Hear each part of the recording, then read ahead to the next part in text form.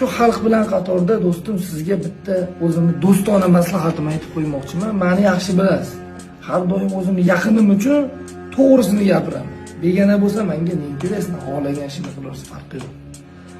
Siz yaxshi bilasiz, hurmat qilaman. Har doim to'g'rini ko'rib turib, nohaq bo'lsa gapirgan odamsiz.